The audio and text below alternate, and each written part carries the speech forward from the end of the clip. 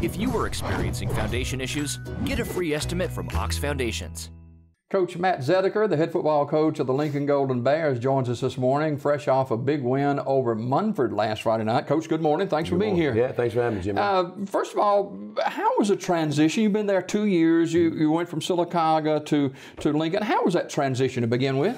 It's been smooth. It's been about what I expected. I researched the job hard before I took it, and it's just a process. I thought it'd take me 3-4 years to get it back on track, and we're a little ahead of schedule right now, but so far so good. Was that a dream of yours to become a head coach? Yeah, absolutely. I think most coaches go in the business wanting to be a head coach, and I was blessed to be around a lot of tremendous mentors and tremendous men in my profession at Sylacauga, and it just felt it was time. I spent 17 years at Sylacauga, and it was time to take that next step. Talk about this Lincoln Golden Bear football team for 2018. Pretty special, huh? Yeah, so far. We're 4-1. We're undefeated in the region. We're the only undefeated team in the region. And, we may be a little ahead of schedule in what we thought, but, very fortunate moving down to 4A. I think that's helped us a lot. We can compete a little bit better than what we were doing in 5A last year. And right now these kids got a belief, and they're getting a little more belief every game we play. And as you win, they get a little more confidence in them. So, so far, so good. Back-to-back big wins over Talladega and Munford.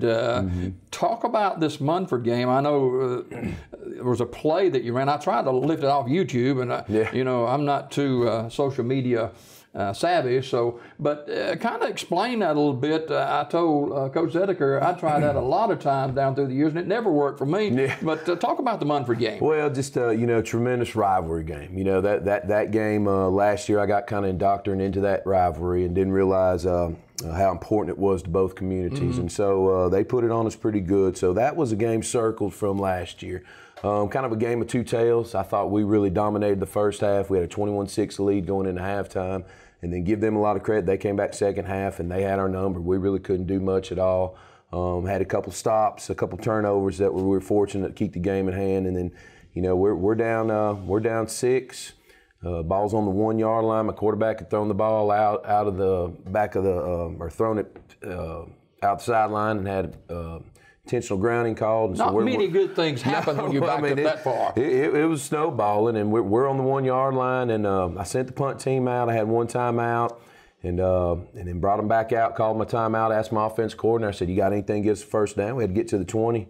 And he said, "I can throw the fade." And I said, "What about that hook and ladder we put in?" And he said, "Well, let's run it." Where's that at in that playbook, And what's funny is we just put that play in that week. We thought about open with that play. And then about the second quarter, they talked about playing. And I told them, "Nah, keep it in our pocket. We may need it later." And we're fortunate we had it in our pocket. And, a lot of things got to go right for that play to work. We got to get the snap. Quarterback had to make the throw. Our receiver had to catch it. We had to pitch it. And then Cam Reynolds just did a tremendous job of breaking about 3 tackles and going out of 9 yards. There was a lot of traffic on that play. Yeah, it was. So, it's one of those plays that I told the kids, you'll remember this for your life. For your life. And you have a handful of those plays in your coaching career, and you hope you're on the good side of it, because Munford will remember that play for the rest of their life as well. And Munford, a little down this year. They've been a perennial playoff team through the years, and they do a fantastic job there. When you send your punt team out, and are you thinking already about, I don't know if we're going to do this or not? Right. Well, you're backed up. We're kicking out of the back of the end zone, and my thought is we really hadn't stopped them in the second half yet. So, do we punt, try to get a stop? We talked our time chart. We might have had about 40 seconds left with no timeouts, or do we try to get it right there? Either way, the odds were against us. We were already down 6. Either way, if we go for it, if they get it, they're probably going to score. If we punt, they're not going to score. So we rolled the dice right there, and just very fortunate, came out on the right end.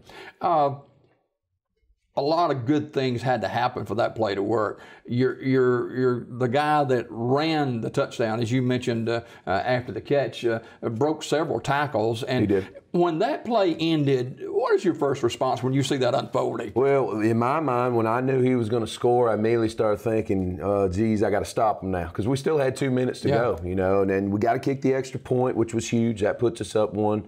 And so in my mind, you got to get everybody calmed down, and we still got to get a stop. They had 2 timeouts left and had 2 minutes. And it's just trying to calm the kids down. We know we got to finish the game; it's not over. And then I tell you, it was an exciting time. How does this boost the excitement among not only the football team but the school and the folks that support Lincoln High School? It's got to be an exciting time there. Yeah, absolutely. But we hadn't beat Munford in 5 years, and grown men were coming up to me after the game with tears in their eyes, saying how much that meant to them. And it's a confidence booster for sure. It's ending streaks. We're kind of on a season where we're ending streaks. We hadn't won a home opener in 10 years. We hadn't won a non-region game in 5 years. A lot of firsts. And beat Munford in 5 years. So that's just kind of the process we're taking. And we talk about, we love when the paper tells us things in the paper that we hadn't done in a while so we can check it off. So they're playing with a little chip on their shoulder.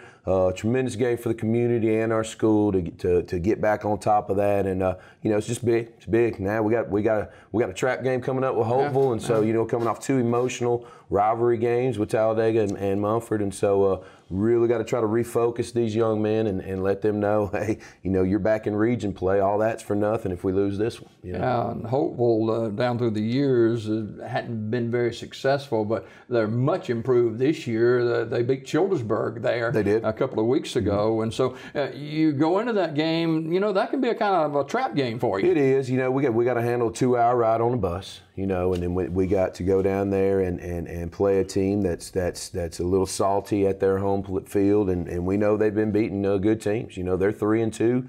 They got to win in the region, so their coaching staff's telling them the same thing. You knock off Lincoln, who's on top, we're right back in the playoff mix. So it's a tricky game, but yesterday we had a good day of practice. We got to have a couple more right here, and we'll see how this thing shakes out. Who are some of the young men that have just stepped up and made a big difference for this Golden Bear football team? Cam Reynolds, he's the one that broke the touchdown. He plays safety for us and running back. Tremendous athlete. He moved in from Oxford this summer. Our quarterback's on fire right now, Javion Searles. He's having a tremendous year. Defensively, a young man named Jared McBurnett probably leading us in tackles. He's our outside linebacker. He's having a heck of a year. And Dalton Gowers is a big O-lineman and defensive lineman for us. So those 4 are some of our main leaders right there they're helping us with this success. You're not only teaching young men about football, but you're teaching them about life as well. Mm-hmm. Yeah, absolutely. And football's a heck of a game to teach life. You teach them. We have adversity every day. Having to be a student first, and then having to handle your homework, and then having to come out and grueling practices. It's been hot. We haven't cooled down yet. And then having to handle success. Lincoln hadn't been 4-1 since 2008. And so these young men are learning how to, handle the success of being a front runner, and that's a challenge a lot of times. So, it's a challenge that I embrace, and it's why you get into this business, and it's fun watching these young men celebrate on Friday night and have a good time. Finally, this morning, you ever stop and just pinch yourself and say, wow, this is really happening. We're just in year 2 here. Yeah, I tell you, especially from last year being 1-9, because I was pinching myself last year going, what have I got myself into, but it is, everything is in place in Lincoln to be successful, from facilities to support. We have a tremendous booster club. The community is a big support, and there's athletes there. And so, like I said, I felt we're about a year away coming in this year, but very happy that we're ahead of pace. Well, the opposing teams will watch tape, and they'll put that last play that you ran for the touchdown off the throw in their portfolio, and they'll be watching for that. So